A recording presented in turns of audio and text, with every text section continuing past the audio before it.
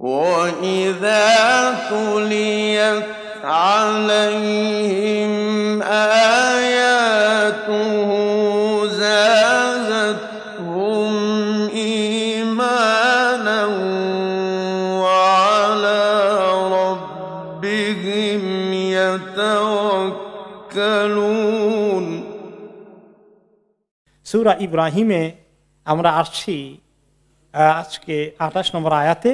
ইব্রাহিম আলাইহিস সালামের কাহিনী আমরা শুনেছি এবং বলেছি যে নবী করিম সাল্লাল্লাহু আলাইহি ওয়াসাল্লামের কাহিনীর সঙ্গে সব দিক থেকে মিলে, একই বংশে একই জায়গার ইতিহাস আছে। কাবা শরীফ বানানো থেকে শুরু করে ইসমাইল আলাইহিস বংশের সেখানে সেটেল হওয়া শুরু করে। এই জন্য মক্কার কোরাইশদেরকে, যারা ইব্রাহিম আলাইহিস সালামের উত্তরসূরি, তাদেরকে আল্লাহ তাআলা বারে বারে সেই বিষয়ে মনে করিয়ে দিয়ে তাদের দৃষ্টি আকর্ষণ করেছেন, তারা যেন এই আল্লাহর হুকুমের দিকে এগিয়ে আসে, ইসলামকে কবুল করে। কিন্তু তারা করেনি। আপনারা জানেন যে তারা আবু জাহাল, আবু লাহাব, উতবা, শাইবা এগুলো করেনি এবং তাদের করুণ পরিণতি হয়েছে, আমরা ইতিহাসে দেখেছি। তো আল্লাহ তাআলা তাদেরকে করুণ পরিণতি কিছুটা হওয়া পরে, বাকিটা হওয়ার আগে তিনি আরো সাবধান করছেন। আলাম তারা ইলাল্লাযীনা বাদদালু নি'মাতাল্লাহি কুফরা, আপনি কি দেখেন না হে রাসূল, যারা আল্লাহর নিয়ামতকে কুফরি দিয়ে পরিবর্তন করে ফেলেছে। ওয়া আহাল্লু কওমাহুম দারাল বাওয়ার, তারা তাদের কওমকে, জনগণকে, জাতিকে ধ্বংসের জগতে নিয়ে গেল।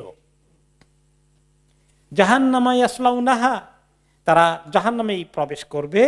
ওয়া বিসাল কারার, এটি অত্যন্ত খারাপ একটি ঠিকানা, থাকার জায়গা। তাদেরকে আল্লাহ তাআলা ইব্রাহিম আলাইহিস সালামের এই তাওহীদের দ্বীনের একটা সিলসিলা দিয়েছিলেন।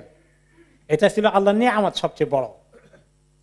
এটাকে তারা কুফরির মাধ্যমে পরিবর্তন করে তারা শিরকের দিকে চলে গেল। এবং পরে যখন তাদেরকে উদ্ধার করার জন্য আল্লাহ তাআলা নবী মুহাম্মদ সাল্লাল্লাহু আলাইহি ওয়াসাল্লামকে পাঠালেন, সেই দাওয়াতকেও তারা গ্রহণ করল না। বরং তো তাই নয়, এই দাওয়াতের দুশমনি করার জন্য হেন কাজ নাই যে তারা করেনি, এবং করে তারা সবাইকে জাহান্নামে নেওয়ার জন্যই ফয়সালা করে ফেললো। এবং তাই বদর যুদ্ধে যারা যেতে চায় না তাদেরকেও জোর করে টেনে নিয়ে গেল, এবং সেখানে গিয়ে তারা ৭০ জন তাদের জাহান্নাম নিশ্চিত করেই মারা গেল। আমরা সিরাতে শুনে আসলাম।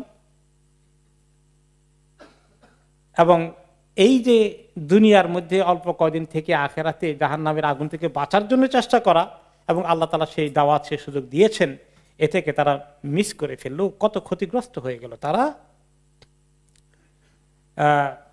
এগুলো মেইনলি এখানে কুফার কোরাইশ যারা আছে তাদেরকেই এটা বোঝানো হয়েছে। তারা এই নিয়ামাতুল ঈমান, ঈমানের নিয়ামতকে বর্জন করে কুফরির এই হালাকের দিকে তারা চলে গেল। এবং তারা তাই শুধু নয়, কত শিরক আল্লাহর জায়গায়, যে আল্লাহ তাদেরকে এই ঘর দিয়েছেন, সেই ঘরের মধ্যেই আল্লাহর শিরক করার জন্য তারা কতগুলো মূর্তি ঢুকিয়ে দিল এবং তার ইবাদত করা শুরু করে দিল। ইব্রাহিম আলাইহিস সালামের বানানো, হাতে বানানো ঘর, যেখানে তাওহীদের জন্য বানানো হয়েছে, সেই ঘরের মধ্যে শিরক। ওয়াজআলু লিল্লাহি আনদাদান লিয়ুদিল্লু আন সাবিলিহি, তারা অনেকগুলো শরীক বানিয়ে ফেললো আল্লাহর। কত মূর্তি জোগাড় করলো, এই মূর্তি ছেলে মেয়ে দিবে, এই মূর্তির কারণে বৃষ্টি আসবে, এই মিষ্টির কারণে ফসল ভালো, এই মূর্তির কারণে ফসল ভালো হবে, এরকম করে করে করে করে করে কত মূর্তি যে দরকার হয়ে গেল।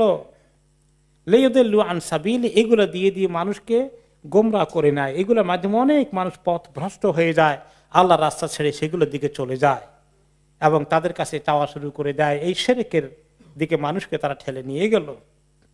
তো আল্লাহ তাআলা তাদেরকে অনেকদিন সময় দিয়েছেন, কিন্তু একটা লিমিট আছে, এর বাইরে তারা যেতে পারবে না। তারপরে একদিন তারা আল্লাহর কাছে আসতে হবে। কুল তামাত্তাউ ফাইন্না মাসিরাকুম ইলান নার, আপনি বলে দেন খুব এনজয় করো দুনিয়া, খুব মজা লুটে নাও। কয়দিন দুনিয়ার মজা আছে, নেতৃত্ব আছে, তোমাদের হাতে ক্ষমতা আছে, এই মক্কার মালিক তোমরা মনে করছো, কিন্তু তোমাদের করুণ পরিণতি হচ্ছে নার, আগুন, আগুনের দিকে যাচ্ছ তোমরা। এই হলো কাফেরদেরকে আল্লাহ তাআলা সাবধান করলেন। এবং তার মোকাবিলায় যারা ঈমান এনেছে তারা অনেক কষ্ট করেছেন, এই মক্কার জীবনে। মদিনায় গিয়েও তাদেরকে অনেক কষ্ট করতে হয়েছে। তাদের জন্য সান্ত্বনা, তাদের জন্য পুরস্কারের খবর দিয়ে আল্লাহ তাআলা মুমিনদেরকে তাদের মনোবলকে বৃদ্ধি করার জন্য বলছেন, قل لعبادي الذين آمنوا يقيموا الصلاة وينفقوا مما رزقناهم سرا وعلانية। আপনি বলে দেন আমার ওই বান্দাদেরকে যারা ঈমান এনেছে এবং নামাজ কায়েম করে, আর তাদেরকে আমি যা রিজিক দান করেছি তা থেকে প্রকাশ্য অপ্রকাশ্য, গোপনে প্রকাশ্যে তারা যে খরচ করে দ্বীনের কাজে, আল্লাহর রাস্তায়, চ্যারিটির কাজে, তারা যেন খরচ করে বেশি করে।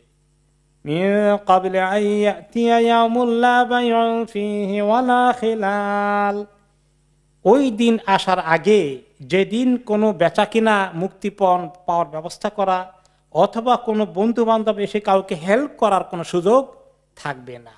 ওই দিন, কঠিন দিন, হাসরের দিন আসার আগে তারা যেন নামাজ, ঈমান ঠিক মতো আনে, আর তারা যেন নামাজ ঠিক মতো কায়েম করে, আর একটু দান খয়রাত বেশি করে করে।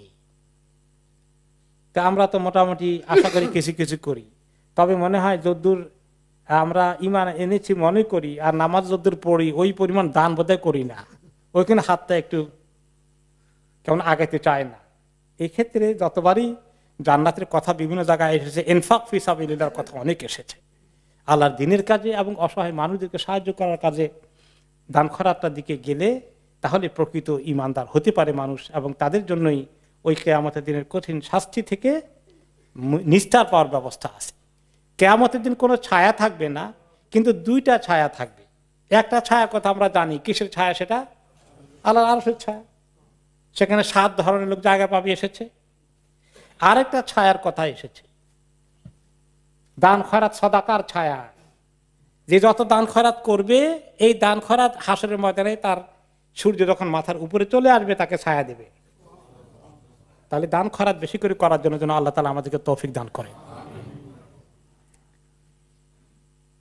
এই জন্য অনেক আয়াত আল্লাহ তাআলা বলছেন বেশি করে দান করার কথা। এই জন্য মানুষ যখন মৃত্যু সময় ঘনিয়ে আসবে, তখন মানুষ আল্লাহর কাছে কি প্রার্থনা করবে? সাদাকা দেওয়ার জন্য। সেটা যেটা এসেছে, ওয়ানফিকু মিম্মা রাযাকনাকুম মিন ক্বাবলি আন ইয়াতিয়া আহাদাকুমুল মাউত ফায়াকুল রাব্বি লাউলা আখখারতানি ইলা আজালিন করিবিন ফাআসাদদাক ওয়া আকুম মিনাস সালিহিন। হে ঈমানদারগণ, বেশি করে দান খয়রাত করো। যখন করতে থাকো, তোমাদের কারো কাছে মৃত্যু আসার আগে, মৃত্যু আসলেই তখন লোকেরা কি বলা বলি করবে, কি আবদার করবে? লাউলা আখখারতানি ইলা আজালিন করিব, ও আল্লাহ আমাকে যদি একটু অল্প সময় দিতেন, খালি করিব, একেবারে অল্প সময় দেন একটু আমাকে। ফাআসাদদাকা, প্রথম নিবে আমি একটু সদকা করি, দান খয়রাত করি বেশি করে। ওয়া আকুম মিনাস সালিহিন, আর একটু তওবা টবা করে, একটু নেককর্ম করে আমি একটু নেককার হয়ে যাই আল্লাহ, তাহলে আমার মৃত্যু হোক, তাহলে আমার রেহাই আছে, না হলে আমি শেষ।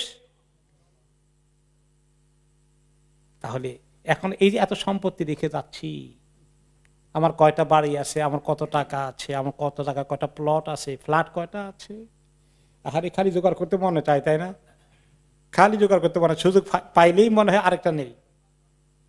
আমি আমাদের এখানে আশেপাশেই মানে এরকম এক লোক ভালো পয়সাওয়ালা আছে, তো দেখি যে মানে ওনার বয়স অনেক হয়ে গেছে, তো এখনো দেখি যে আরো মানে ওনার আরো মানে বাড়াচ্ছেন, খালি বাড়াচ্ছেন। আমি চিন্তা করি মাশাআল্লাহ, ওনার বয়সটা কত হয়ে গেছে, বোধ হয় 60 থেকে 70-এর ভিতরে। আর কতদিন হায়াত পাবেন তিনি? এখন কোন চিন্তা করে বাড়ায় বুঝি না কিছু কিছু। এগুলো এনজয় করার কোনো আর কোনো গ্যারান্টি আছে? জোয়ান মানুষের তো নাই, কিন্তু অন্তত বুড়ো হয়ে গেলে সুবহানাল্লাহ আর কেমনে আশা করি আমরা। কিন্তু দুনিয়াটা আসলে বলা সহজ, কিন্তু এটা এমন ভাবে ঢুকে, এটা কিন্তু ধোঁকা দেয়। এই জন্য আল্লাহ তাআলা দুনিয়াকে কি বলেছেন? ধোঁকাবাজ। ফালা তাগুররান্নাকুমুল হায়াতুদ দুনিয়া, দুনিয়ার জীবন যেন তোমাদেরকে ধোঁকায় ফেলে না দেয়। কি ধোঁকা? যে তোমার আরো দরকার আছে, তুমি কি সহজে মরবো নাকি? এই ওইটা সুযোগ পাওয়া যাচ্ছে, ওইটা সুযোগ পাওয়া যাচ্ছে, আর দিতে বলে যে দিতে পারে মনে করেন 1 মিলিয়ন, সে 100 পাউন্ড তার হাতে উঠে না। যে দিতে পারে 1000, তার 10 পাউন্ড দিতে কষ্ট হয়, 1 পাউন্ড দেয়। এরকম আমাদের মধ্যে এরকম দুনিয়া যেকে বসে আছে, ওই দিন আসার আগেই যেদিন আমরা এমন থেকে যাব, তখন মনে চাইবে আহারে আমি এত বোকা কেন ছিলাম, আমি আমার সম্পত্তির অর্ধেক কেন দেই নেই, আরে কোন রকম খাওয়া যায় এতটুকু রেখে বাকি কেন দেই নেই, বিশ্বাস করে এটা মনে করবো সব। তো আল্লাহ তাআলা যেন আমাদেরকে দেওয়ার জন্য হিম্মত দান করেন। এরপরে আমরা দেখতে পাই যে আল্লাহ রাব্বুল আলামিন এই কথাগুলো তো শুধু মক্কার কাফেরদেরকে বলছেন তাই নয়, এটা সারা দুনিয়ার সমস্ত মানুষের জন্য এই মেসেজ আছে কিয়ামত পর্যন্ত। মুসলমানদের জন্য আছে, অমুসলিমদের জন্য আছে। আমরাও মুসলিম হয়ে কতটুকুন এগুলোর মানে উত্তীর্ণ হয়েছি আমাদের সেটা চিন্তার জন্য আমাদের জন্য এই কোরআনের প্রতিটি লাইনের মধ্যে মেসেজ আছে। আল্লাহুল্লাযী খালাকাস সামাওয়াতি ওয়াল আরদা ওয়া আনজালা মিনাস সামাই মাআন ফাআখরাজা বিহি মিনাস সামারাতি রিজকাল লাকুম। সে আল্লাহ যিনি তোমাদের জন্য আকাশগুলো এবং জমিনকে সৃষ্টি করেছেন এবং আকাশ থেকে বৃষ্টি বর্ষণ করেছেন এবং সেখান থেকে তার মাধ্যমে তিনি তোমাদের জন্য রকমারি ফল ফলাদির কৃষি ফসল পণ্য এগুলাকে তোমাদের রিজিক হিসাবে তিনি বের করে নিয়ে আসেন মাটি থেকে। যে আল্লাহ তাআলার এই নিয়ামতগুলো কাফেরও খায়, মুমিনও খায়, নেককারও খায়, গুনাহগারও খায়। তো এই যে আল্লাহ তাআলা এত দিচ্ছে, সেই অনুযায়ী আমরা কি পরিমাণ আল্লাহ তাআলার কথা মনে করি যে আমার এত মজার খাবারের ব্যবস্থা হয়ে গেলো, এত মজা করে খাচ্ছি, এত কিছু আমার অভাব অনটন নাই, আমি রাত দিন মাশাআল্লাহ যখন দরকার হয় তখনই খেতে পারি, এত নিয়ামত যে আল্লাহ আমাকে দিয়েছেন, আমি আল্লাহ তাআলার প্রতি কি পরিমাণ কৃতজ্ঞতা প্রকাশ করি, কতটুকু শুকরিয়া আদায় করি, এর হক কি পরিমাণ আদায় করি। এগুলো আল্লাহ তাআলা অনেক জায়গায় মনে করে দিয়েছেন, বারে বারে রিপিট করছেন, তাই না? কারণ কি আমাদের খুব মনে থাকে নাকি? মনে থাকে না, এই জন্য বারে বারে আল্লাহ নিয়ে এসেছেন মনে রাখার জন্য। ওয়াসাখখারা লাকুমুল ফুলকা লিতাজরিয়া ফিল বাহরি বিআমরিহি, আর তোমাদের জন্য জাহাজ নৌকা ব্যবস্থা চলার ব্যবস্থা করে দিয়েছেন, এই টেকনোলজি শিখিয়ে দিয়েছেন এবং এই সৃষ্টির মধ্যে আল্লাহ সেই সিস্টেম করে দিয়েছেন যে ওই এত গভীর পানির উপরে আমরা নিরাপদে পার হয়ে যেতে পারবো। ছোট্ট একটা কাঠের নৌকা দিয়ে অনেক রাস্তা পাড়ি দেওয়া যায় পানির মধ্যে। এই নৌকাটা ডুবে গেলে সলিল সমাধি হয়ে যাবে, কিন্তু নৌকাটা ডুবে না, আমরা পার হয়ে যায় ছোট নৌকা দিয়েও। আবার দেখা যায় এত বড় বড় জাহাজ আছে সাগরের মধ্যে, সুবহানাল্লাহ, কত তালা এক এক জাহাজ মাঝে মধ্যে আছে। এই যে ক্রুজের জন্য যে সমস্ত তারা এগুলো করে, মানে 10-15 তালাও আছে বোধহয় না? এইগুলোর মধ্যে আপনার হোটেল আছে কয়েকটা, এরপরে ওখানে স্টেডিয়াম আছে, ওখানে সিনেমা হল আছে, সুইমিং পুল আছে, ইয়া আল্লাহ, সব পানির উপরে এই সমস্ত কারবার। আটলান্টিক মহাসাগর পাড়ি দেয়। আর ওজন কত এটা বলেন তো? কত টন ওজন হবে এক একটা শিপের, বড় বড় জাহাজগুলো। তো আল্লাহ তাআলা বলে যে এই পানির মধ্যে তোমাদেরকে নিরাপত্তায় যাওয়ার জন্য এরকম সিস্টেম আল্লাহ করে দিয়েছেন।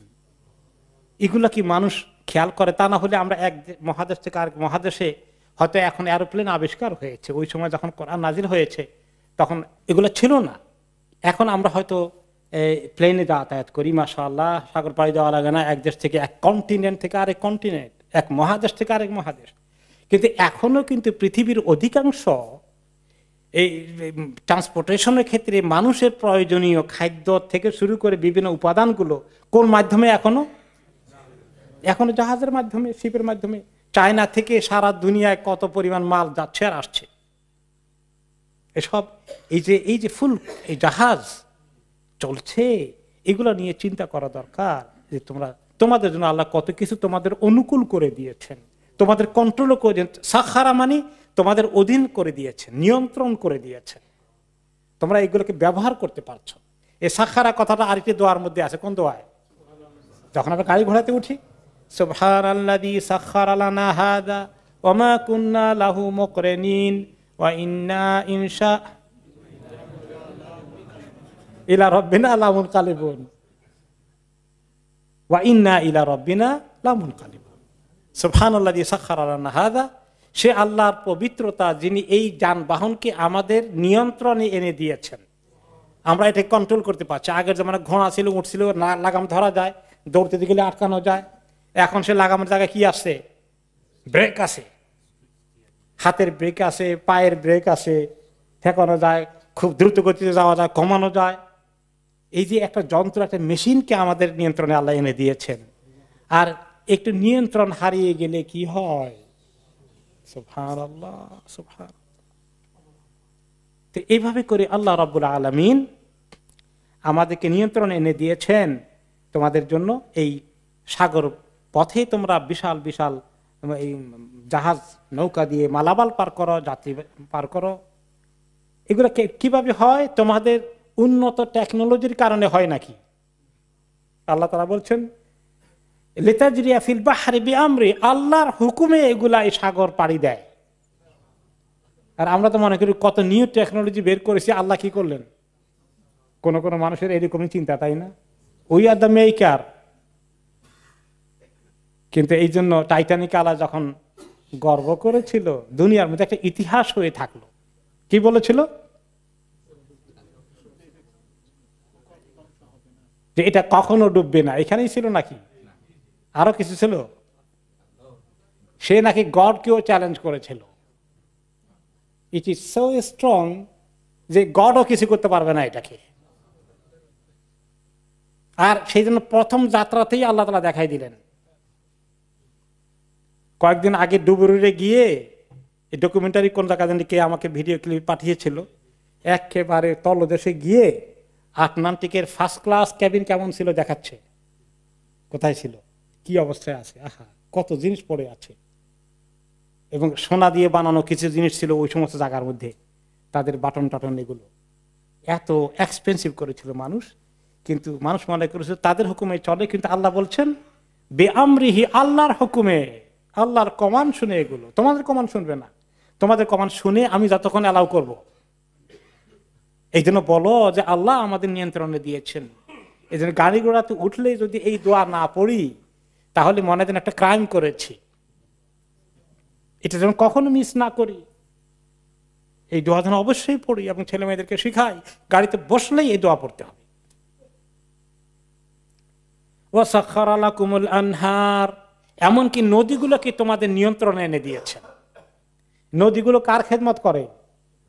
আমাদের খেদমত করে। এই কুলকুল করে পানি বয়ে দিয়ে যায়, এই পানির নিয়ামত সাপ্লাই দেয় সারা দুনিয়া তার যাত্রা পথে, মানুষের জন্য, গরু ছাগলের জন্য, পাখালির জন্য। পানি শুধু নয়, সেচ ব্যবস্থার জন্য। আবার কত মাছ এখানে রেখে দিয়েছেন আমাদের রিজিককে সাপ্লাই করার জন্য।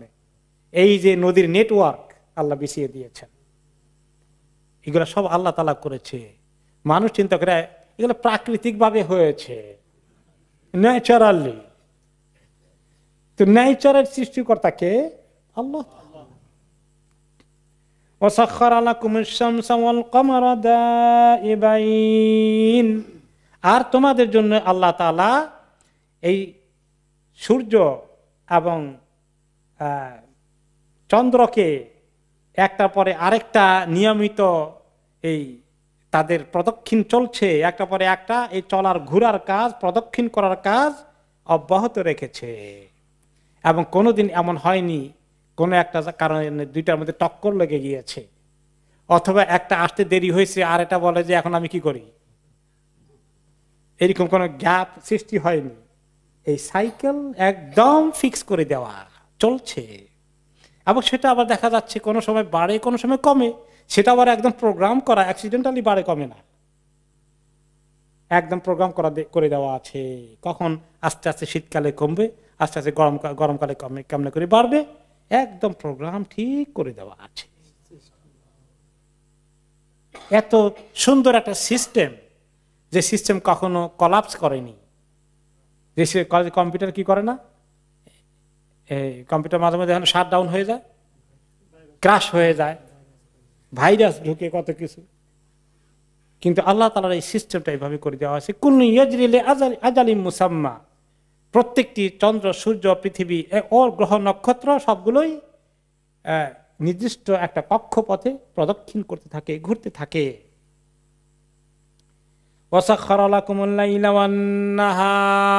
এই সূর্যের প্রদক্ষিণের সাথে সাথে আরেকটা জিনিস ঘটে, রাত এবং দিন একটা অপরটার পিছনে আসে, একটা পরে আরেকটা আসে। রাত আসতে দেরি করে না, যে দিনের সময় চলে গেল মাঝখানে গ্যাপ হয়ে গেল, তা নয়, একটা পরে একটা ফিক্স করে দেওয়া আছে। এবং এই লাইল এবং নাহার যদি না হতো, দিন এবং রাত দুটো না থাকলে একটা থাকলে কেমন হতো? কেউ কেউ হয়তো মনে করে যদি পুরোটাই দিন হয়ে যেত, মনে হয় যেন অনেক বেশি কাজ করতে পারতাম, পৃথিবীর প্রোডাকশন অনেক বেড়ে যেত।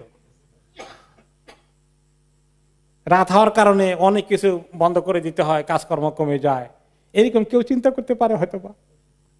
কিন্তু আল্লাহ তাআলা যে কত হাকিম, মানুষদের রেস্টের দরকার আছে। আর রাতের অন্ধকার না আসলে ঘুমের যে মজা নেই, যারা রাতের বেলা ডিউটি করেন আর দিনের বেলা ঘুমান, ঘুমের মধ্যে এত মজা নাকি? হক আদায় হয় না শরীরের। আল্লাহ সুবাতা, রাতকে তোমাদের জন্য শান্তি, রেস্টের কারণ বানিয়েছি, আরাম হওয়ার জন্য, ক্লান্তি দূর করার জন্য ব্যবস্থা। এবং এগুলো চিন্তা করা দরকার। এই জন্য বারে বারে আল্লাহ তাআলা সৃষ্টির কথা এনেছেন। যদি চিন্তা করি তাহলে আল্লাহ তাআলার প্রতি কৃতজ্ঞতা অনেক বেড়ে যাবে। আর যখন চিন্তা করব না, সব ফর গ্রান্টেড, এইখানে আবার কি এটাতে ন্যাচারালি হয়ে গেছে, তখন দেখা গেল যে আল্লাহর প্রতি এগুলো স্বীকৃতি দেওয়ার, শুকরিয়া জানানোর কোনো চিন্তা আমরা করি না। এই জন্য আল্লাহ তাআলা অন্য আয়াতে সূরা আল কাসাসের ৭১ থেকে ৭২ নম্বর আয়াতে বলেছেন, কুল আরাআইতুম ইন জাআলাল্লাহু আলাইকুমুল লাইলা সারমাদান ইলা ইয়াউমিল কিয়ামাতি মান ইলাহুন গায়রুল্লাহি ইয়াতিকুম বিদুয়া। তোমরা কি দেখেছ যে আল্লাহ তাআলা যদি তোমাদের জন্য এখানে কিয়ামত পর্যন্ত পুরোটা রাত বানিয়ে দিতেন, অন্ধকার শুধু, আর দিন টিন নাই, ঘড়ি দেখে দেখে শুধু চলো, তাহলে বলো কে আছে কোন মাবুদ এটাকে চেঞ্জ করে তোমাদের জন্য একটু আলোর ব্যবস্থা করবেন? কেউ পারবে না। কুল আরাআইতুম ইন জাআলাল্লাহু আলাইকুমুন নাহারা সারমাদা ইন জাআলাল্লাহু আলাইকুমুন নাহারা সারমাদান ইলা ইয়াউমিল কিয়ামাতি মান ইলাহুন গায়রুল্লাহি ইয়াতিকুম বিলাইল।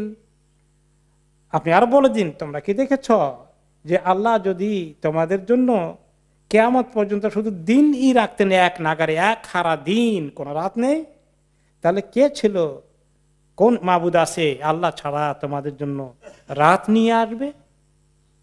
তো আল্লাহ রাব্বুল আলামিন ছাড়া কেউ নেই।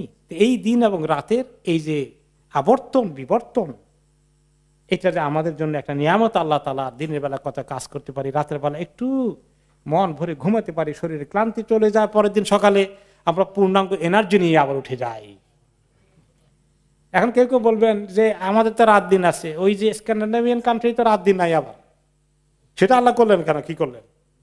একেবারেই যে নাই তা না, আছে, কিন্তু আল্লাহ তাআলা কোনো কোনো সময় সামারের এক্সট্রিম টাইমে আল্লাহ তাআলা দেখাইয়ে দেন, এবং দিনের উইন্টারও, মিডল অফ দ্য উইন্টারে দেখাইয়ে দেন যে এই সিস্টেম কোন কোন জায়গায় আল্লাহ না দিলে কেমন হয়, তোমরা এক নজর দেখো, চিন্তা করো যে তোমাদেরকে আল্লাহ কি নিয়ামত দিয়েছেন। কোন জায়গায় আল্লাহ তাআলা একটা অন্যরকম একটা এক্সাম্পল সৃষ্টি করে বাকিদেরকে শিক্ষা নিতে বলেন। মাঝে মধ্যে আল্লাহ তাআলা মানুষকে ডিজেবল করে পয়দা করেন। কি এর আল্লাহর উদ্দেশ্য কি? একটা হলো যারা সাফারিং করে তাদের প্রত্যেকটি সাফারিং এর বিনিময়ে আল্লাহর কাছে তাদের অসম্ভব পাওনা থাকবে কিয়ামতের দিন। এবং যাদের যত বেশি সাফারিং হয়েছে এবং তারা সবরের সাথে নিয়েছে, আল্লাহ তাআলা যখন তাদেরকে পুরস্কার দিতে থাকবেন, তাদের গুনাহ মাফ হয়ে গেছে, অনেক দিচ্ছেন তাদেরকে, তখন বাকিরা যারা সাফারিং এ ছিল না তারা বলবে, হায় হায়, আজকে এই বেচারা লাভবান হয়ে গেল, আমরা তো মিস করে ফেললাম। আমারকে যদি আল্লাহ এত সাফারিং দিত যে আমি জীবন্ত অবস্থা আমার চামড়া খুলে ফেলা হচ্ছে দুশমনের পক্ষ থেকে, তাহলে আজকে আমি কামিয়াব হয়ে যেতাম। তবে আমরা আল্লাহর কাছে আফিয়ত চাই, পানা চাই, আল্লাহ যেন আমাদের পরীক্ষা থেকে বাঁচিয়ে দেন। তো এইভাবে ডিজেবল থেকে শিক্ষা আরো নিতে কেন করেন আল্লাহ তাআলা? যে তুমি দেখো এই লোকটা মাজুর, এই লোকটা ডিজেবল, এর একটা মেন্টালি হ্যান্ডিক্যাপ, তোমাকে আমি সুস্থ করেছি শারীরিকভাবে, মানসিকভাবে, তুমি এগুলা কি চিন্তা করো তোমার আল্লাহ তোমার প্রতি কত বড় ইহসান করেছেন? এই জন্য আল্লাহ তাআলা এগুলো দেখান। এই জন্য প্রত্যেকটি সৃষ্টি থেকে যখন কোনো জায়গায় কোনো অসুবিধা দেখা দেয়, সেখান থেকে শুধুমাত্র চিন্তা করে যে আল্লাহ তুমি আমার প্রতি কত ইহসান করেছো। وآتاكم من كل ما سألتموه وإن تعدوا نعمة الله لا تحصوها إن الإنسان لظلوم كفار। আর তিনি তোমাদেরকে দিয়েছেন যাই তোমরা চেয়েছো তাই তিনি দিয়েছেন। তোমাদের চাওয়ার অনেক কিছু আল্লাহ দিয়েছেন। তো এখন সবগুলো কি চেয়ে চেয়ে পেয়েছি নাকি? চাওয়া ছাড়াও তো পেয়েছি, পাইনি? অনেক কিছু চাওয়া ছাড়া পেয়েছি। তো অর্থ হচ্ছে তোমরা যা চেয়েছো, যা তোমাদের দরকার চাও নাই, সেগুলোও দিয়েছি। এসে আল তুমুর মধ্যে চাওয়ার মধ্যে এটা যা তোমাদের দরকার সেটাও আমি দিয়েছি। তাদের অনেক দিয়েছেন আল্লাহ তাআলা আমাদেরকে। এখন আমরা কম্পেয়ার করব কি? আমরা কম্পেয়ার করি কোন দিকে? যে আমি তো এত পাইছি, আমার থেকে অমুকে এত বেশি পেলো, ওইটার দিকে তাকাইতে গিয়ে নিজে মনে হয় খালি কম পেয়েছি। আমাদের মনে এটা ঘুরে। এই জন্য রাসূলুল্লাহ সাল্লাল্লাহু আলাইহি ওয়াসাল্লাম বলেছেন, শোনো, তোমার চেয়ে উপরে যে আছে খালি তার দিকে তাকিও না, তোমার চেয়ে যে নিচে আছে, যে আরো কষ্টে আছে, তার দিকে তাকাও। তাহলে তুমি অ্যাপ্রিসিয়েট করতে পারবা যে আল্লাহ তাআলা তোমাকে কত কিছু দিয়েছেন। না হলে তুমি নাশকর হয়ে যাবে, আমাকে আল্লাহ বলতে কিছুই দিলেন না। এই জন্য আমি কি পেয়েছি এটা চিন্তা করা দরকার, নিচের দিকে তাকিয়ে। এরপরে যারা একেবারেই কম পেয়েছি মনে করি, তারাও কিন্তু একেবারে কম পাইনি। ওয়াইন তাউদ্দু নি'মাতাল্লাহি লা তুহসুহা, যে তুমি নিজে যা কিছু পেয়েছো এগুলো তুমি লিস্ট করো, হিসাব করো, আল্লাহর নিয়ামত কি কি পেয়েছো তুমি গনে শেষ করতে পারবে না। সুস্থতা একটা বিরাট জিনিস। অনেক মানুষ আলহামদুলিল্লাহ সুস্থতা পেয়েছে, বয়স পাওয়া এতদিন পর্যন্ত, এটা বড় নিয়ামত। অনেকে 30 বছর বয়সে শেষ দিনে থেকে চলে গেছেন। কেউ সন্তান পায়নি, তারা সন্তান পেয়েছি, কত বড় নিয়ামত পেয়েছি। এইভাবে করে আপনি দেখেন যে আল্লাহ তাআলা আপনাকে কত নিয়ামত দিয়েছেন। এগুলো আমরা যদি হিসাব করি, আমরা দেখব যে আল্লাহ তাআলা এক তরফা আমাদেরকে অনেক কিছু দিয়েছেন, কিন্তু ইনসান এগুলো হিসাব করে না। কোনটা পাওয়া গেল না, খালি ওইটার অভাব। সব পাওয়া গেল, খালি একটা পাইনি, ওইটা খালি মনের মধ্যে এত ঘুরে। ইন্নাল ইনসানা লাযালুমুন কাফফার। আসলে মানুষ এক ধরনের জালিম, মানে সে ইনসাফ করতে জানে না, আর সে অকৃতজ্ঞ, অস্বীকারী, স্বীকৃতি দেয় না। বলে যে আল্লাহ তাআলা আপনি আমাকে অনেক দিয়েছেন, আলহামদুলিল্লাহ, জবান দিয়ে তার আসতে চায় না। শুধু পাইনি পাইনি, অভাব অভাব, এইরকম হাহাকার তার ভিতরে থাকে। কিন্তু তাদেরকে আল্লাহ তৌফিক দিয়েছেন, তারা কিন্তু আল্লাহ শুকরিয়া বেশি করে করে, অল্প পেলেও এত সন্তুষ্ট হয়ে যায়। এবং এই সন্তুষ্ট হওয়াটা খুবই ভালো লক্ষণ। আর সেই জন্য সবসময় আল্লাহ তাআলা এই শুকর আদায় করা চেষ্টা করা দরকার, এবং আল্লাহর কাছে তৌফিক চাওয়া দরকার, দোয়া চাওয়া দরকার। সেই দোয়াটাও শিখিয়ে দিয়েছেন রাসূলুল্লাহ সাল্লাল্লাহু আলাইহি ওয়াসাল্লাম। বললেন, ইয়ে মুআদ, সাহাবী মুআদ রাদিয়াল্লাহু আনহু বললেন, ইন্নী উহিব্বুকা, মুআজ, আমি তোমাকে অত্যন্ত মহব্বত করি। তুমি প্রত্যেক নামাজের পরে এই দোয়াটা করতে মিস করো না, আল্লাহুম্মা আইন্নী আলা যিকরিকা ওয়া শুকরিকা ওয়া হুসনি ইবাদাতিক। আল্লাহ আমাকে সাহায্য করেন আপনাকে ডাকতে, শুকর আদায় করতে, এবং সুন্দর করে আপনার ইবাদত করতে। নবী করিম সাল্লাল্লাহু আলাইহি ওয়াসাল্লাম আমাদেরকে শুকরের অনেক দোয়া শিখিয়েছেন, প্রশংসা শিখিয়েছেন। তিনি বলেছেন, আল্লাহুম্মা লাকাল হামদু গায়রা মাকফিয়িন ওয়ালা মুআদ্দাইন ওয়ালা মুস্তাগনান আনহু রাব্বানা, যে আল্লাহ আপনার কি শুকর প্রশংসা করব, যত প্রশংসা করি এটা যথেষ্ট হবে না, এবং কোন অবস্থাতে আপনার থেকে, আপনার সাহায্য থেকে আমাদের নিজেদেরকে বেনিয়াজ হওয়ার, বিমুখ হওয়ার কোনো সুযোগ নেই। আমরা আপনার কাছে এত ঠেকা, আপনার দয়ার উপরে আমাদের বসবাস করতে হয়। দাউদ আলাইহিস সালামের একটি দোয়া আছে আল্লাহর কাছে শুকরের ব্যাপারে। তিনি কি দোয়া করলেন? তিনি বললেন, ইয়া রব কাইফা আশকুরুকা অশুকরি লাকা নি'মাতুম মিনকা আলাই, যে আল্লাহ আপনার শুকর আদায় করা কেমনে শেষ করব। যখন আমি শুকর করি আপনার, এই শুকর যে করি আমি, এইটার তৌফিক যে আপনি আমাকে দিয়েছেন, এটাও তো আরো বড় নিয়ামত হয়ে গেল। আপনি আমার কাছে একতরফা পাওনাই থাকলেন। কারণ অনেক লোক তো আল্লাহ শুকরের তৌফিক দেয় না, দে আর মিসিং ইট। তাহলে আপনি যাকে শুকর আদায় করার তৌফিক দিয়েছেন, তাকে আপনি অনেক বড় নিয়ামত দিয়েছেন। এই কথা যখন তিনি বললেন, তখন আল্লাহ তাআলা ওনাকে বললেন, আল আন শাকারতানি ইয়া দাউদ, দাউদ এখন তুমি আমার শুকর আদায় করো। যে শুকর আদায় করাটাও আপনারই দান, আপনি আমাকে এটা মনে করাইয়ে দেন। আপনি আমাকে এই তৌফিক দিয়েছেন, তা না হলে আমি নাশকর হয়ে যেতাম। এই জন্য একজন কবি বলেছেন, ইমাম শাফি রহমতুল্লাহ আলাইহি বলেছেন, আলহামদুলিল্লাহিল্লাযী লা ইউআদ্দা শুকরা নি'মাতিন মিন নি'আমিহি ইল্লা বিনি'মাতিন হাদিসাতিন তুজিবু আলা মুদিহা শুকরাহু বিহা। সে আল্লাহর শুকর, প্রশংসা, যার শুকর আদায় করা যায় না কোনো নিয়ামতের, যখনই কোনো নিয়ামতের শুকর আদায় করা হয় তখন আরেকটি নিয়ামত চলে আসে তার কাছে, যে ওইটা নিয়ামত আদায় করা বাকি থেকেই গেল। কবি একজন বললেন, লাউ কুল্লু জারিহাতিন মিন্নি লাহা লুগাতুন তুসনি আলাইকা বিমা আউলাইতা মিন হুসনিন লাকানা মা যাদা শুকরি ইযা শাকারতু বিহি ইলাইকা আবলাগু ফিল ইহসানি ওয়াল মিনানি। যে আমার প্রত্যেকটি অঙ্গ প্রত্যঙ্গের যদি জবান থাকতো, আমার প্রতিটি আঙ্গুলের যদি জবান থাকতো, নাকের জবান থাকতো, চোখের জবান থাকতো, কানের জবান থাকতো, পায়ের জবান থাকতো, আঙ্গুলগুলোর জবান থাকতো, সবগুলো দিয়ে যদি খালি আলহামদুলিল্লাহ আপনার শুকর আদায় করতাম, তারপরেও আপনি আমাকে যে নিয়ামত দিয়েছেন এ শুকর আদায় হবে না। বরঞ্চ যত শুকর আদায় করি আপনার, এই যে আপনি আমাকে শুকরিয়া আদায় তৌফিক দিলেন, এই কারণে আপনার শুকর আদায় করা আমার বাকি থেকেই গেল। এই মক্কাবাসীদেরকে দাওয়াত দেওয়ার পরে এতক্ষণে কথাগুলো ছিল তাদেরকে তিনি শুনালেন। এবারে তিনি মক্কাবাসীদের আদি পিতার খবর নিয়ে আসছেন, ইব্রাহিম আলাইহিস সালাম। হে মক্কার লোকগণ, ইব্রাহিম আলাইহিস সালামকে তোমরা মানো, তোমাদের পূর্বপুরুষ, উনি অনেক বড় বুজুর্গ ছিলেন, স্বীকার করো। তিনি কি জন্য ঘর বানালেন, তার কি নীতি ছিল শোনো। وَإِذْ قَالَ إِبْرَاهِيمُ رَبِّ اجْعَلْ هَذَا الْبَلَدَ آمِنًا وَاجْنُبْنِي وَبَنِيَّ أَن نَّعْبُدَ الْأَصْنَامَ।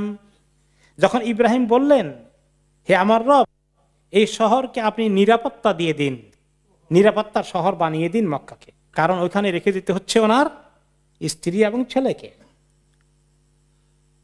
আর ওয়াজনুবনি ওয়া বানিয়া না'বুদাল আসনাম, আর আমাকে আর আমার সন্তানকে আপনি রেহাই দেন, হেফাজত করেন, আমরা যেন কোনো মূর্তি পূজা না করি। সুবহানাল্লাহ। এই মক্কাবাসীর জন্য তিনি এই দোয়া করে গেলেন, ওনার সন্তান ইসমাইল আলাইহিস সালাম, এবং তারপরে তাদের কয়েক গোষ্ঠী তো পার হয়ে গেল। এরপরে আস্তে আস্তে এই শিরক ঢুকে গেল, সনম তারা নিয়ে আসলো। রব্বি ইন্নাহুন্না আযলালনা কাসীরাম মিনান নাস ফামান তাবিআনি ফাইন্নাহু মিন্নি ওয়া মান আসানি ফাইন্নাকা গফুরুর রহিম। হে রব, এই মূর্তিগুলো, এই মূর্তি পূজার মাধ্যমে এগুলো অনেক মানুষকে গোমরাহ করেছে। সেই নূহ আলাইহিস সালামের জামানার কথা, এভাবে করে প্রতি যুগেই এই মাবুদগুলো মানুষকে অনেক ধোঁকা দিয়েছে, মিথ্যা মাবুদগুলো। কাজেই যে যারা আমাকে অনুসরণ করবে, আমার তাওহীদের উপরে থাকবে, তারাই আমার লোক, আমার দ্বীনের উপরে, আমার মিল্লাতের উপরে থাকবে। ওমান আসানি, আর যারা আমার এই মিল্লাতের বাইরে চলে গেল, তাওহীদের বিপরীত রাস্তায় চলে গেল, আল্লাহ ফাইন্নাকা গফুরুর রহিম, হে আল্লাহ আপনি তো অনেক ক্ষমাশীল এবং আপনি মাফ করে দেন। এখানে ইব্রাহিম আলাইহিস সালামের দোয়ার খবর এসেছে। তার আগে আল্লাহ তাআলা ওনাকে যে সন্তান দিয়েছেন, এই সন্তান পাওয়ার পরেই দোয়া করেছেন। তার আগে তিনি আল্লাহ শুকরিয়া আদায় করেছেন সন্তান পাওয়ার ক্ষেত্রেও। অন্য আয়াতে তিনি বলেছেন আলহামদুলিল্লাহিল্লাযী ওয়াহাবা লি আলাল কিবারি ইসমাঈল ওয়া ইসহাক, যে সে আল্লাহর প্রশংসা যিনি আমার বার্ধক্য অবস্থায়ও আমাকে ইসমাঈল এবং ইসহাক হিসাবে সন্তানকে দান করলেন। এই দুইজন আসছিল, কোন কোন রেওয়ায়েত এসছে ইসমাঈল আলাইহিস সালাম আসলেন তখন ইব্রাহিম আলাইহিস সালামের বয়স কত? 99 বৎসর। তার 13 বছর পরে আসলো ইসহাক আলাইহিস সালাম, যখন ইব্রাহিম আলাইহিস সালামের বয়স 112 বছর। তো এই জন্য এই যে শেষ বয়সের সন্তানগুলো পেয়েছেন এবং তাদের মাধ্যমে আশা করছেন পরবর্তী নাতি এবং নাতিনদের জেনারেশনগুলো আসবে, তাদের জন্য তিনি দোয়া করলেন ওয়া জুনুবনি ওয়া বানিয়া আন না'বুদাল আসনাম, যে আল্লাহ দুটো জিনিস, একটা এই শহরকে নিরাপত্তা দেন, আরেকটা হচ্ছে আল্লাহ কোনো মূর্তির ইবাদত যেন না করি এবং আমার সন্তান সন্ততি না করে, সেই রাস্তা থেকে হেফাজত করেন। তো প্রথমেই তিনি দোয়া করলেন কোনটা? নিরাপত্তার দোয়া। এই জন্য সেফটি, সিকিউরিটি, নিরাপত্তা, একটা সমাজে থাকা, নিরাপত্তা বিঘ্নিত হয় এমন কোনো কাজ না করা ইসলাম কি পরিমাণ গুরুত্ব দিয়েছে। সমাজের নিরাপত্তা, সিকিউরিটি বিঘ্নিত হয় এমন কোনো কাজ সহজে করা ঠিক নয়। রক্তপাত হয়ে যায়, এই জাতীয় কাজ যেন সহজে না ঘটে। সমাজের নিরাপত্তা মানুষের জন্য অনেক বড় দরকার। আল্লাহর ইবাদতের আগে ওইটাকে তিনি আল্লাহর কাছে দরখাস্ত দিয়েছেন, কারণ নিরাপত্তা না পেলে নামাজও পড়া যাবে না ঠিক মতো। এরপরে এই তাওহীদের ব্যাপারে এবং শিরকের ব্যাপারে সতর্ক করেছেন। এই যে দোয়া তিনি করেছেন, দেখেন তিনি শেষে কি করলেন, যে অমান আসানি, যারা আমার নাফরমানি করবে, অন্য রাস্তায় যাবে, তাদেরকে আযাব দিয়ে বরবাদ করে দেন। এই দোয়া করছেন নাকি? কি বলেছেন? ফাইন্নাকা গাফুরুর রহিম, আল্লাহ যে নাফরমানি করে আপনি তো অনেক ক্ষমাশীল, আপনি তো অনেক দয়াময়, তাদের জন্য মাফ চেয়েছেন। এই জন্য নবী আম্বিয়ায়ে কেরাম কিন্তু তাই করেছেন। আম্বিয়ায়ে কেরাম উম্মতের জন্য সহজে অভিশাপের দিকে যান নাই। পরে অনেক পরে কোন কোন নবীরা গিয়েছেন। ঈসা আলাইহিস সালামের খবর আমরা দেখি, তিনি আল্লাহর কাছে কি দোয়া করলেন? ইন তুআযিবহুম ফাইন্নাহুম ইবাদুক ওয়া ইন তাগফির লাহুম ফাইন্নাকা আনতাল আজিজুল হাকীম, যে আপনি যদি আল্লাহ যারা নাফরমানি করে এদেরকে শাস্তি দেন, তারা তো আপনারই বান্দা, আপনি শাস্তি দিলে তাদেরকে ঠেকাবে কে, আটকাবে কে? আর যদি ক্ষমা করে দেন তাহলে আপনি তো অনেক শক্তির অধিকারী, আপনাকে কেউ আটকাতে পারবে না, আপনি অপরাজিত। আল হাকিম, আপনি জ্ঞানীও, আপনি কাউকে শাস্তি দিলেও সেটা কোনো অন্যায় কাজ হবে না, আমি জানি। তবুও আল্লাহর কাছে তিনি একটু আপিল করে ছেড়ে দিলেন। নবীরা এভাবেই দোয়া করেছেন। এরপরে আমাদের নবীও দোয়া করলেন, প্রত্যেক নবী তার উম্মতের জন্য দোয়া করছেন, দেখছেন তো। আমাদের নবী কি দোয়া করলেন? তিনি ইন্তেকালের আগে দোয়া করলেন, আল্লাহুম্মা উম্মতি আল্লাহুম্মা উম্মতি আল্লাহুম্মা উম্মতি, 3 বার করে দোয়া করলেন। আর কাঁদতে থাকলেন, বাকা কাঁদলেন আল্লাহর কাছে, আল্লাহ আমার উম্মত, আল্লাহ আমার উম্মত, তাদের প্রতি রহম করার জন্য। তো আল্লাহ তাআলা এখন জিবরিল আলাইহিস সালামকে পাঠালেন, ইযহাব ইয়া জিবরিল ইলা মুহাম্মদ ওয়া রাব্বুকা আ'লাম, হে জিবরিল আপনি মুহাম্মদ সাল্লাল্লাহু আলাইহি ওয়াসাল্লামের কাছে আমার মেসেজ নিয়ে যান, আর আপনার রব তো জানেই, আমি তো জানি। ওয়াসাল হুমাইবকি, ওনাকে জিজ্ঞাসা করা জিবরিল যে আপনি কাঁদেন কেন, আল্লাহ কি জানে না কেন কাঁদে? তো জিবরিল আসলেন ওনার কাছে, এসে জিজ্ঞেস করলেন কেন কাঁদেন? তিনি বললেন আমার উম্মতে কিয়ামতে কি অবস্থা হবে, নাফরমানি যারা করবে তাদের কি গতি হবে, কত লোক জাহান্নামে যাবে, আমার উম্মতে তো আমি তো চাই সবাইকে জান্নাতে নিতে, কি উপায় হবে, এটার জন্য খুব পেরেশানিতে আছি। ফাকাল আল্লাহ ইযহাব ইলা মুহাম্মদ, এই খবর যখন জিবরিল আলাইহিস সালাম নিয়ে গেলেন যে এই উম্মতের আখিরাতের কথা চিন্তা করে তিনি খুব কাঁদছেন, খুব দুশ্চিন্তায় আছেন। তিনি আবার পাঠালেন, যান ওনার কাছে গিয়ে বলেন, ইয়া ইন্না সানুরদিকা ফি উম্মাতিকা ওয়ালা নাসুক, হে নবী আপনার উম্মতকে আমি এমন দেওয়া দেব আখিরাতের দিন যে আপনাকে খুশি করে ফেলব, তাদেরকে অসুবিধায় ফেলবো না। এখন এই খুশি পাইতে হলে তো কিছু কোয়ালিটি লাগবে, কিছু কাজ করা লাগবে, তো নাকি বিনা কাজেই পার হয়ে যাব। ওয়াকুল ইমালু, কেন আল্লাহ তাআলা তাহলে বলছে ইল্লাল্লাযিনা আমানু ওয়া আমিলুস সলিহাত, ওয়া আমিলুস সলিহাত এতবার কেন বলেছেন? এই জন্য দিনের দিকে আসতে হবে, দিনকে গ্রহণ করতে হবে। তারপরেও যদি আমাদের গুনাহ খাতা হয়ে যায়, নবী করিম সাল্লাল্লাহু আলাইহি ওয়াসাল্লামের সুপারিশের কারণে, শাফাআতের কারণে আল্লাহ তাআলা আমাদেরকে অনেকটা উপায় বের করে দেবেন আশা করছি। এরপরে তিনি আরো দোয়া করলেন ইব্রাহিম আলাইহিস সালাম, রব্বানা ইন্নী আসকানতু মিন যুররিয়াতি বিওয়াদিন গায়রি যী যারইন ইনদা বাইতিকাল মুহাররাম রব্বানা লিয়ুকিমুস সালাতা ফাজআল আফইদাতাম মিনান নাসি তাহওয়ি ইলাইহিম ওয়ারযুকহুম মিনাস সামারাতি লাআল্লাহুম ইয়াশকুরুন। প্রথমে দোয়া করেছিলেন নিরাপত্তার জন্য, এরপরে তারা যেন মূর্তি পূজা না করে, বিশেষ করে যখন তিনি এই মক্কায় এই জমিনে রেখে গেলেন, এই প্রথম দোয়া করলেন। এরপরে দ্বিতীয় দোয়া করলেন এই আয়াতে ইমাম ইবনে কাসির বলেন যে হাদা ইয়াদুল্লু আলা আন হাদা দুআ সানিন বাদা দুআইল আউয়াল আল্লাযী দাআ বিহি ইনদামা ওয়াল্লা আন হাজর ওয়া ওয়ালাদাহা। তো হাজর ওনার বিবি এবং তার ছেলে ইসমাইলকে রেখে যাওয়ার পরে সামনে বেশি কিছু বলতে পারলেন না, একটু দূরে গিয়ে তাদের দৃষ্টির অগোচরে গিয়ে আল্লাহর কাছে অনেকক্ষণ ধরে দোয়া করতে থাকলেন যে আল্লাহ আপনার হুকুমেই তো আমি আমার সন্তান সন্ততি স্ত্রী সহ ছেলে সহ এই জায়গা রেখে গেলাম, বিওয়াদিন গায়রি যী যারইন, এমন একটা প্রান্তরে যে যার আশেপাশে কোনো কৃষি কাজ, ফসল, ক্ষেত, শস্য, গাছপালা কিচ্ছু নেই, একেবারে ধুধু বালু, তখন ওখানে কোনো খেজুর গাছও নেই। ইনদা বাইতিকাল মুহাররাম, যে জায়গায় আপনার ঘর হবে। ইব্রাহিম আলাইহিস সালাম জানতেন কেন আল্লাহ বলতে বনবাসে দিয়ে আসো এখানে এমনিতে নাকি, আল্লাহর প্ল্যান আছে। তিনি এটা জানতে পেরেছেন ইব্রাহিম আলাইহিস সালামকে যে কিছুদিন পরে এখানে আল্লাহ কি হবে, আল্লাহর ঘর হবে, সে ঘর বানাতে হবে। এই যে এই আপনার পবিত্র ঘর যেখানে হবে সেই জায়গায় আমি রেখে গেলাম আপনার ইচ্ছায়। আর যেদিন ঘর হবে লিয়ুকিমুস সালাহ, তারা যেন নামাজ কায়েম করে, নামাজের ঘর বানানো হয়। ইন্না আউওয়ালা বাইতিন উদিআ লিন-নাসি লাল্লাযী বিবাক্কাতা, এই ঘর যে আল্লাহর ইবাদত করার জন্য পৃথিবীর জমিনে সর্বপ্রথম বানানো হয়েছে, যেখানে নামাজ কায়েম হবে, যেটাকে কেন্দ্রে তাওয়াফ হবে, যেটাকে কেন্দ্র করে হজ হবে, সেই কাজের জন্য আল্লাহ রেখে গেলাম।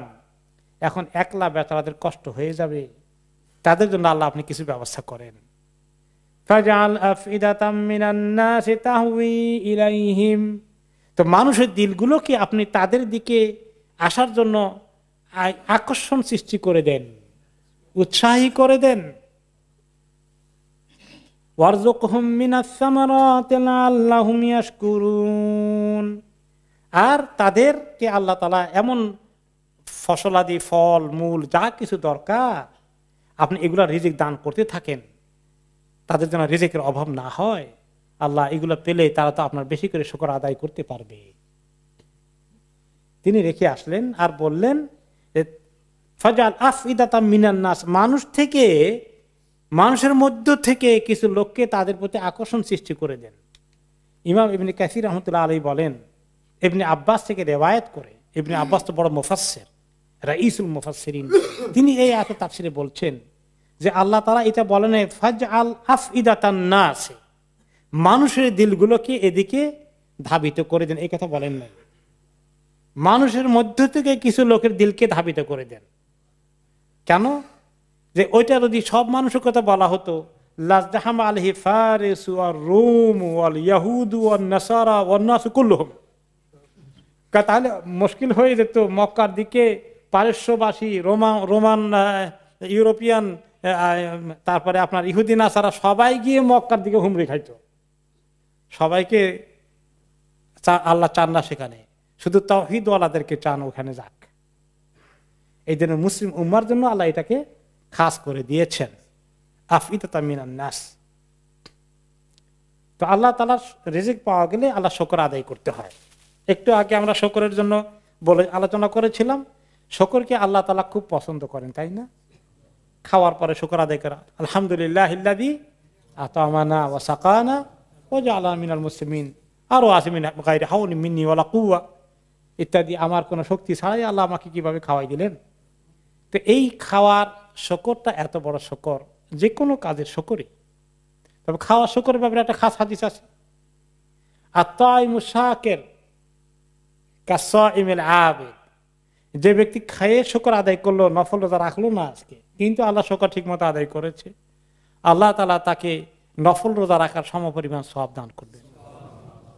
তাহলে এখন থেকে আর নফল রোজার দরকার নাই, খালি খাবে না শুকর আদায় করবে। এইটা একটা তিনি দিয়েছেন যে ঠিক মতো শুকর আদায় করলে এত নেকি পাওয়া যায়, কিন্তু তারপরে অর্থ এই নয় যে আমরা নফল রোজা ছেড়ে দেব। ওকে, এরপরে শুকরকে আল্লাহ কত পছন্দ করেন আল্লাহ নিজে কোরআনে বাকি বলেছেন, লাইন শাকারতুম লাযিদান্নাকুম ওয়া লাইন কাফারতুম ইন্না আযাবি লাশাদীদ। যদি তোমরা শুকর আদায় করো তাহলে আমি আরো বাড়িয়ে দেব। ওই যে ইমাম শাফি সবাই বলছে, নবী দাউদ আলাইহিস সালাম বলছেন, আল্লাহ কেমনে শুকর আদায় করুন, যেটা শুকর আদায় করি এটাও তো আপনার কাছে পাওনা হয়ে যায় আপনার। তো আল্লাহ আমাদেরকে দিতেই থাকবেন, শুধু যত আমরা আদায় করব তত আল্লাহ আমাদেরকে দেবেন। এই দেওয়ার অর্থ এই নয় যে আমি খাওয়া দাওয়া করলাম তারপরে আল্লাহ আমাকে আরো বেশি করে খাবার দিবেন, শুধু ওইটার জন্যই শুকর আদায় করি, তা নয়। লাযিদান্নাকুমের মধ্যে আমি যে বাড়িয়ে দেবো, কি জিনিস বাড়িয়ে দিবেন? খালি দুনিয়ার খাবার বাড়িয়ে দিলে হবে নাকি? আমাকে যদি আল্লাহ তাআলা ঈমান বাড়িয়ে দেন, আমার আমল বাড়িয়ে দেন, আমার মধ্যে আল্লাহ তাআলা তাকওয়া সৃষ্টি করে দেন, এটা বাড়ানো হলো না? তাহলে দুনিয়াতেও জিনিস বাড়তে পারে, আখিরাতেও বাড়তে পারে। তবে আমাদের দরকার বেশি কোনটা? আখিরাতের দুনিয়া থেকে বেশি দরকার। তবে যদিও আল্লাহ তাআলা দুইটাই অ্যালাউ করেছেন, চাইতে অসুবিধা নাই। রব্বানা আতিনা ফিদ দুনিয়া হাসানা ওয়া ফিল আখিরাতি হাসানা। তবে দুনিয়ার হাসানার অর্থ কি? আমরা সবসময় মনে করি দুনিয়ার মধ্যে টাকা পয়সা ভালো বেশি হওয়া, এগুলো একটা দুনিয়ার হাসানা, আর আখিরাতের হাসানা আরেকটা, বুঝলাম, জান্নাতে যাওয়া। আসলে দুনিয়ার হাসানা কি দুনিয়ার যে সমস্ত বৈষয়িক বিষয়গুলো আছে এগুলো বেড়ে যাওয়া কি দুনিয়ার হাসানা? দিনদার হয়ে দুনিয়াতে বসবাস করতে পারা এটা দুনিয়ার হাসানা নয় কি? অবশ্যই। আবার কেউ কেউ দুনিয়ার হাসানা বলতে একজন ভালো স্ত্রীকে বোঝানো হয়েছে, এটাও বলেছেন। তো শুধু এই বস্তুগত বিষয় না, এটার মধ্যে অনেক কিছু চলে আসে। রব্বানা ইন্নাকা তা'লামু মা নুখফি ওয়া মা নু'লিন ওয়া মা ইয়াখফা 'আলাল্লাহি মিন শাইইন ফিল আরদি ওয়ালা ফিস সামা। হে আল্লাহ, আপনি নিশ্চয়ই জানেন আমরা কি লুকিয়ে রাখি, কি প্রকাশ করি। আমি কি ঠিক মতো এই নিয়তটা করলাম, না আমার মধ্যে অন্য কোনো নিয়ত আছে? আল্লাহ আপনি সবই জানেন, আমার অন্তরটার মধ্যে ইখলাসের সাথে কদ্দুর আছি, আমি দুনিয়া চাই না আখিরাত চাই, সবই আপনি জানেন, আপনার কাছে লুকানোর কিছু নাই। আর আল্লাহর কাছে জমিনের মধ্যে আসমানের মধ্যে কোনো কিছুই লুকায়িত থাকে না, কোনো কিছু লুকানো যায় না। কাজে এখানে শিক্ষা হচ্ছে যে আমরা দোয়া করার সময়, চাওয়ার সময় আল্লাহ তাআলার কাছে যত ইখলাসের সাথে পারা যায়, যত মনোযোগ দিয়ে আল্লাহর কাছে চাওয়া যায়, আর কিছু লুকানো যায় না। আমি মুখে বলি একটা, মনে আরেকটা, এটা যেন না হয়, এটা থেকে দৃষ্টি আকর্ষণ করা হচ্ছে। আলহামদুলিল্লাহিল্লাযী ওয়াহাবা লি আলাল কিবারি ইসমাঈল ওয়া ইসহাক ইন্না রাব্বী লাসামিউদ দুআ। সে আল্লাহর প্রশংসা যিনি আমাকে দান করলেন বার্ধক্য বয়সে ইসমাইল এবং ইসহাককে। আমার রব নিশ্চয়ই সব দোয়া শুনতে পান। আল্লাহ সব দোয়া শুনেন। সব দোয়া শোনার পরে আমরা মনে করি সব দোয়ারই কবুল হওয়া দরকার। সব দোয়া তো কবুল হয়, ইখলাসের সাথে করলে কোনো দোয়া কবুল না হয় উপায় নাই। কিন্তু আমরা তো সব দোয়ার রেজাল্ট পাই না। আমি এত দোয়া করলাম যে চাকরিটা আল্লাহ আমারে দিবাই, কত দোয়া করে গেছি কিন্তু চাকরি পাইলাম না। তো এখন আমার ধারণা কি হলো, দোয়াটা কবুল হয় না, এত দোয়া করলাম কবুল হলো না। এইটা একটা ভুল ধারণা। আপনি যতক্ষণ দোয়া করেছেন ইখলাসের সাথে, কোনো গুনার জন্য দোয়া না করলে, হালাল কাজের জন্য, নেক কাজের জন্য যত দোয়া করেন সব দোয়া কবুল হয়ে যায়। কিন্তু আপনি দোয়ার রেজাল্টটা যখন পান না, তখন আপনি মনে করলেন দোয়া কবুল হয় না। এটা ভুল। কারণ হচ্ছে যে আল্লাহ তাআলা ইখলাসের সাথে দোয়া করলে ফেরত দেবেন না। উদউনি আস্তাজিব লাকুম, আল্লাহ কথা দিয়েছেন, কথা কি ফেলে দেবেন? আমার কাছে দোয়া করো, আমি দোয়া কবুল করব, কোনো সন্দেহ নাই। আল্লাহর কথা একটু হেরফের হবে না। ইখলাস থাকলে অবশ্যই কবুল করবেন, হালাল দোয়া হলে অবশ্যই কবুল করবেন। কিন্তু কেন আমি রেজাল্টটা পেলাম না? যে এইটা আল্লাহ আমাকে না দেওয়ার সিদ্ধান্ত দিয়েছেন। এর মধ্যে খায়ের আছে না শার আছে, ভালো আছে না বুড়াই আছে, আমি তো বুঝিও না। অনশন না পাওয়ার মধ্যেই খায়ের আছে। কোন সময় আল্লাহ তাআলা, আপনার হাদিস শুনেছেন, যারা শুনেন না আবার মনে করিয়ে দেই, 3 তরিকা আল্লাহ তাআলা দোয়ার অ্যান্সার করেন, দোয়ার প্রতিদান দেন। যেটা নগদ পেয়েছেন, চেয়েছেন, সেটা পেয়ে গেছেন। এরকম হয়েছে নি আপনার জীবনে কখনো যে আমি এটা চেয়েছিলাম আল্লাহ আমাকে দিয়েছেন? পান নাই কোনোদিন? পাওয়া গেছে। সবগুলো পান নাই, কিছু তো পেয়েছেন, পেয়েছি। যেটা পাই নাই তার 2 জায়গায় আল্লাহ তাআলা সেটার অ্যান্সার করেছেন। আইদার এটা না দিয়ে আল্লাহ তাআলা একটা বড় বিপদ আসার কথা ছিল, আমার দোয়ার কারণে ওই বিপদটাকে আল্লাহ ঠেকিয়ে দিয়েছেন। এটা হাদিসের কথা। কিন্তু আমি জানি না কোন বিপদ আমার আগামীকালকে আসার কথা আছে, না আগামী মাসে, না আগামী বছর, আমি জানি না। আল্লাহ সেটাকে ঠেকিয়ে দেবেন, এই এক তরিকা। আর 3 নম্বর তরিকা হচ্ছে, দুনিয়াতে কোনো তরিকায় দিলেন, দেন নাই, সব আল্লাহ তাআলা জমা করে রেখেছেন আপনার জন্য। কিয়ামতের দিন সবগুলো যখন দিবেন, তখন আপনি হায় হায় আল্লাহ, দুনিয়াতে পেয়েছিলাম ছোট্ট জিনিস, না দিয়ে আজকে আপনি আমাকে এত ধনী করে দিলেন। আল্লাহ, আপনি আল্লাহর কাছে এত শুকর জানাবেন, দুনিয়া না দিয়ে যে কত ভালো হয়েছে। তাহলে দোয়া আল্লাহ তাআলা কবুল করেন। দোয়া ইন্না রাব্বি লাসামিউদ দুআ। হ্যাঁ, দোয়া আল্লাহ কবুল করতে থাকেন যতক্ষণ না বান্দা না বলেছে। আরেকটা হাদিসে এসেছে যে আমি এত দোয়া করলাম আর আল্লাহ কবুল করলেন না, মনে হয় কবুল করলেন না, তখনই আল্লাহ দোয়া কবুল করা বন্ধ করেন। এর আগ পর্যন্ত কন্টিনিউয়াসলি কবুল হতে থেকেছে। রব্বি জাআলনি মুকিমাস সালাতি ওয়া মিন যুররিয়াতি রব্বানা ওয়া তাকাব্বাল দুআ। হে আল্লাহ, আমাকে নামাজ কায়েম করনেওয়ালা ব্যক্তি, যে নামাজ কায়েম করে, তাদের অন্তর্ভুক্ত করুন, এবং আমার সন্তান সন্ততিকেও। এটা একটা সুন্দর দোয়া। নবী ইব্রাহিম আলাইহিস সালামের দোয়াটা যেন আমরা করি, রব্বি জাআলনি মুকিমাস সালাতি ওয়া মিন যুররিয়াতি রব্বানা ওয়া তাকাব্বাল দুআ। এই এক লাইনের দোয়া মুখস্থ করে ফেলেন। সূরা ইব্রাহিমের 40 নম্বর আয়াতে আছে, কোরআন শরীফ করে মুখস্থ করেন। আমার সঙ্গে কয়েকবার পড়েন, রব্বি জাআলনি মুকিমাস সালাতি ওয়া মিন যুররিয়াতি রব্বানা ওয়া তাকাব্বাল দুআ। রব্বি জাআলনি মুকিমাস সালাতি ওয়া মিন যুররিয়াতি রব্বানা ওয়া তাকাব্বাল দুআ। এই যে কোরআন শরীফে কতগুলো সুন্দর সুন্দর দোয়া এসেছে ছেলে মেয়ের জন্য। অনেকেই বলেন, আহারে ছেলে মেয়ে নষ্ট হয়ে যাচ্ছে, একটুও হেদায়েতের দিকে আসে না, কি করব? নামাজ পড়তে চায় না, পর্দা করে না, কথা শুনে না, নাফরমানি করে, উল্টাপাল্টা রাস্তা চলে যাচ্ছে, কি করি? এই দোয়াগুলো মুখস্থ করি। অনেকগুলো দোয়া আছে। রব্বি আউজিনি আন আশকুরা নি'মাতাকাল্লাতী আন'আমতা আলাইয়া ওয়া আলা ওয়ালিদাইয়া ওয়া আন আমালা সালিহান তারদা ওয়া আসলিহ লি ফি যুররিয়াতি। হে আল্লাহ, আমাকে ঠিক করে দেন আমার সন্তান সন্ততির মাধ্যমে, আমার অবস্থা ঠিক করে দেন সন্তান সন্ততিগুলোকে ঠিক করে দিয়ে। এই সুন্দর দোয়াগুলো পাবেন একটা ছোট্ট বইয়ের মধ্যে। এই হিসনুল মুসলিমের মতোই আরেকটা, ওই সেম রাইটার আরেকটা দোয়া বই লিখেছেন। এটা বাংলা তর্জমা হয়নি, ইংলিশে হয়েছে, ইনভোকেশন অ্যান্ড রুকিয়া ফ্রম কোরআন অ্যান্ড সুন্নাহ। এই আমাদের বুকশপে গেলেই পেয়ে যাবেন। প্রথমে অনেকগুলো দোয়া দিয়েছে কোরআন শরীফ থেকে নিয়ে, এরপরে হাদিস শরীফ থেকে অনেকগুলো দোয়া আছে। এগুলো খুবই সুন্দর দোয়া। এখান থেকে এই সমস্ত মোক্ষম দোয়াগুলো আমরা মুখস্থ করি। শেষ করতেছি ছোট্ট লাইনটা দিয়ে। পরে সন্তান সন্ততির দোয়া করার পরে ইব্রাহিম আলাইহিস সালাম মা বাবার জন্য দোয়া করলেন, রব্বানা গফিরলি ওয়া লিওয়ালিদাইয়া ওয়া লিল মুমিনিনা ইয়াওমা ইয়াকুমুল হিসাব। হে আল্লাহ, আমাকে ক্ষমা করে দিন, আর আমার পিতা মাতাকে ক্ষমা করে দিন, আর সমস্ত মুমিনদেরকে ক্ষমা করে দিন, যেদিন হিসাব কায়েম হবে হাসরের ময়দানে, হিসাবের দিন সবাইকে আল্লাহ ক্ষমা করে দিন। কত সুন্দর দোয়া না? আমার জন্য মাপ চাওয়ার কথা আছে, আমার মা বাবার জন্য মাপ চাওয়ার কথা আছে, আর মুমিনদের জন্য মাপ চাওয়ার কথা আছে। ইব্রাহিম আলাইসালাম ওয়ালি ওয়ালিদাই ওনার মা বাবার জন্য দোয়া চেয়েছেন। ওনার বাবা কি হিসাবে মারা গিয়েছে? মুশরিক। এবং সে শুধু মুশরিক না, এগুলার তত্ত্বাবধানে দায় দায়িত্ব পালনকারী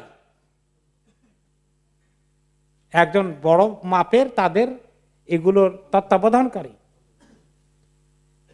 এই পিতার জন্য দোয়া করা কি ওনার জায়েজ আছে কিনা এই বিষয়ে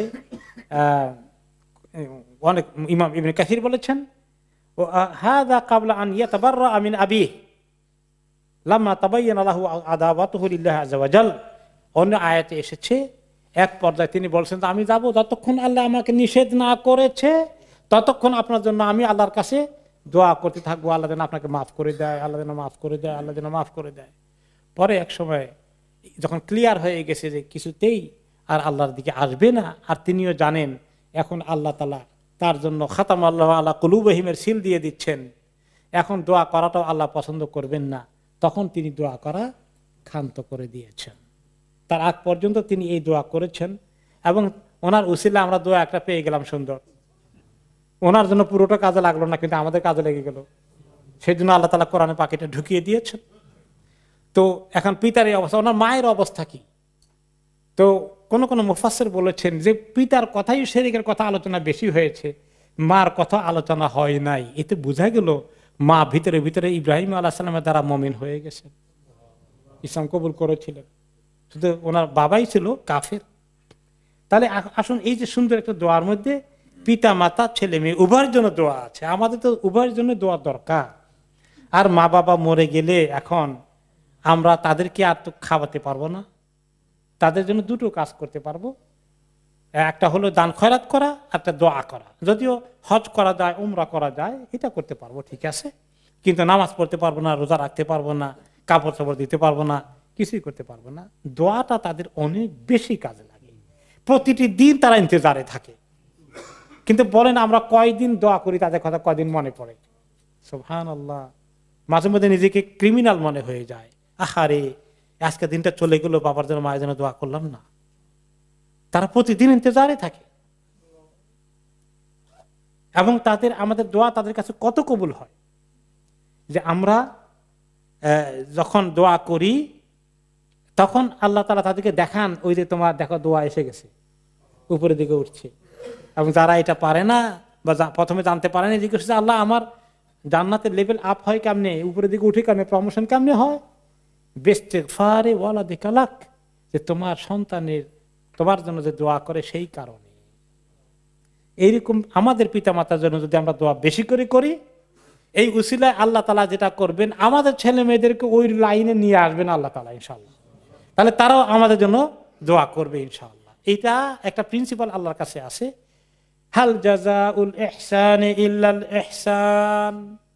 যে ব্যক্তি ভালো কাজ করে তার প্রতিদান কি ভালো ছাড়া মন্দ দিয়ে হওয়া উচিত না, তার প্রতিদান ভালোই হওয়া উচিত। সেখান থেকে ওলামায়ে কেরাম প্রিন্সিপাল নিয়েছেন যে আল জাযাউ মিন জিনসি আমালে, যে যেটা করবে সে সেই তরিকাই পুরস্কার পাবে, প্রতিদান পাবে। আমি যদি আমার মা বাবার জন্য আল্লাহ তাআলা আমাকে তৌফিক দিয়ে বেশি করে দোয়া করতে পারি, তাহলে আমি আশা করতে পারি আমি চলে গেলে কবরে যখন অপেক্ষা করতে থাকবো যে আমার ছেলে মেয়ে আমার জন্য বেশি করে দোয়া করুক, তাদেরকে আল্লাহ সে তৌফিক দেবেন, আর সেটা আমার কাজে লেগে যাবে। আসুন তাহলে আমাদের এই যে একটা বড় সময় আসবে, আমরা বিপদে পড়ে যাব, ঠেকে যাব, ছেলে মেয়েগুলোকে লাইন করি। লাইন করার জন্য কি করা দরকার? জীবনের সবচেয়ে বড় প্রায়োরিটি এটা হওয়া দরকার। আমার জীবনের সবচেয়ে বড় কাজ হওয়া দরকার কি? আমার ছেলে মেয়েগুলাকে দিনদার বানানোর কাজ। আমরা দেখা যায় অনেক সময় আমাদের সমাজে এত মিটিং আছে, মাশাআল্লাহ, মিটিং এ বসতে বসতে বসতে বসতে ধ্যান দরবার করতে করতে যেগুলো দরকার নাই সেগুলোর জন্য মিটিং আছে। 2 ঘন্টা 3 ঘন্টা 4 ঘন্টা চলে যাচ্ছে, ছেলে মেয়ের জন্য কোনো সময় দেওয়ার সুযোগ নাই। এই যে হলিডে আসছে, আমরা বলেছিলাম জুমার মধ্যে, হয়তো সবাই ছিলেন না, এই ছেলে মেয়েতে আমরা হলিডে ছেলে মেয়ের জন্য প্ল্যান করি, তাদেরকে সময় দেই, দিনদার বানাই। দিনদার বানাই গেলে যে কত লাভজনক হয়ে যাবে, আমরা আল্লাহর কাছে পাওয়ার জন্য ব্যবস্থা হয়ে যাবে। আর দিনদার না বানাতে পারলে ক্ষতিগ্রস্ত হয়ে যাবো। আশা ছেড়ে দেওয়া ঠিক না। কেউ কেউ বলবেন চেষ্টা করছিলাম কিন্তু কাজ হলো না, ছেলে মেয়েরও কপাল খারাপ, আমারও কপাল খারাপ, এই কথা বলে ক্ষান্ত করে দেবো নাকি? কি করব? ট্রাই করবো। কেমন ট্রাই করবেন? দুইটা কাজ। একটা হলো যে তাদের জন্য দোয়া করতে থাকা। আল্লাহ কি দোয়া আপনাকে বলে দিয়েছেন তোমার দোয়া আর কবুল হবে না? বলেন না এখনো? আমি আশা ছাড়বো কেন? এই একটা, 1 নম্বর। 2 নম্বরে হাসান বাসরী রহমতুল্লাহ আলাইহির ব্যাপারে এসেছে এবং আরো আরো সালফে কথা এসেছে, সাহাবী আব্দুল্লাহ ইবনে মাসউদের পক্ষ থেকে এসেছে। নিজের ছোট্ট বাচ্চা শুয়ে আছে, বাচ্চার দিকে তাকিয়ে বলছেন, লিআজলিকা ইয়া বুনাই আযীদু সালাতান, ও আমার বাচ্চা, তোমাকে আল্লাহ ভালো করবেন এই আশা করে, এই নিয়তে আমি আবার নফল নামাজ আরো কিছু বাড়িয়ে দেব। তাহলে এখান থেকে কি শিক্ষা পাই? যে আমরা আরেকটু ইবাদত করি, আরেকটু নফল ইবাদত করি। আমরা কালকেই বলেছিলাম যে উইন্টার আসলে নফল রোজা রাখার সব বৃহস্পতি মাসে মাঝখানে একটা সুযোগ হয়ে যায়, কাজে লাগাই। লম্বা রাতে একটু আল্লাহর কাছে দাঁড়াই, আল্লাহ যেন আমাদেরকে তৌফিক দেন, দোয়া করি। তাহলে নিজের আমল বাড়াই, নিজে একটু কোরআন শরীফ ধরি ভালো করে, এদিকে মনোযোগ দিই, কিছু মিটিং ফিটিং কিছু কমাই।